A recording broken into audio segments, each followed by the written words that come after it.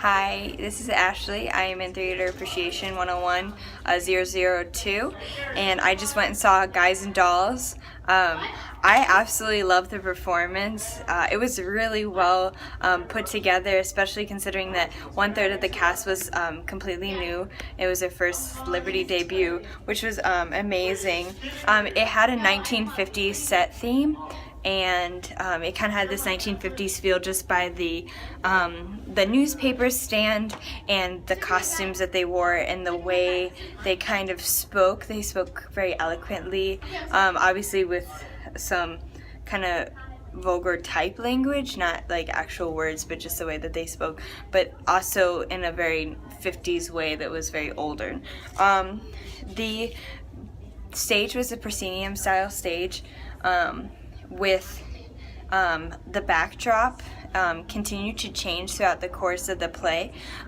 There was a skyline, which was just fabric or paper hanging from the ceiling, that was lit behind, and then there was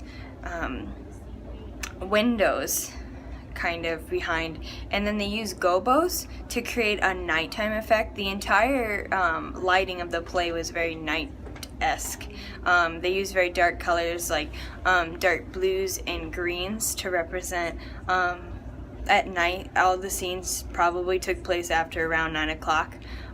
So it was very evident through the lighting that they used that was the type, that was the setting that it was placed in. They also used different, as the sets kept moving in and out, you could tell where the placement of the scene was. For example, there was a scene in one of the buildings called the Save a Soul Mission House, so you could tell whether you were on the outside or the inside of the building just based off the words and where they were facing on the outside of the building, which I thought was a really interesting way and made it seem very realistic in the scene. The plot line of this story was, it kind of was a little bit all over the place. It kind of had two plot lines with two different antagonists and protagonists.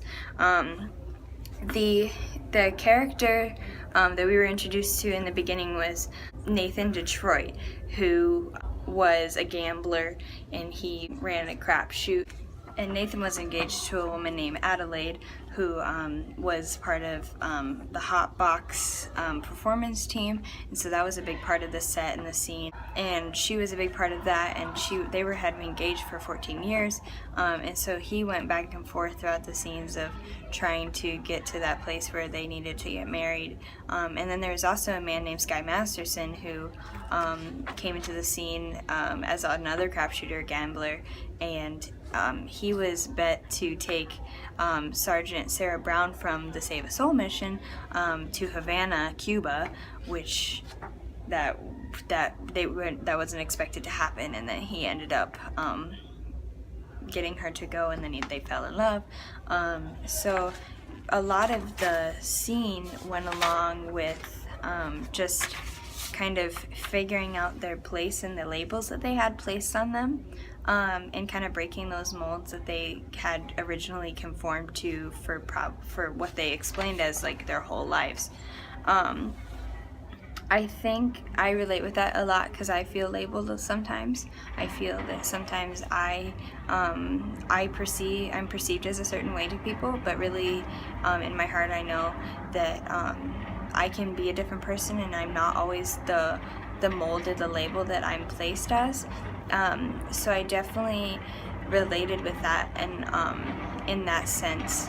And just in a whole romantic sense, I think that anyone can relate with falling in love with someone that might or might not be good for them, and determining whether it's worth risking your soul for that. I think that this play really taps into sometimes sacrificing for the people you love. Sometimes they did that out of the incentive of money, but I think that overall the theme was that everyone has a morality, even if it is against another person's, and everyone has their own standards of moral. What I took away from this play was that everyone kind of finds their place and they sacrifice and they try to perceive something from the other viewpoint, because that's the most important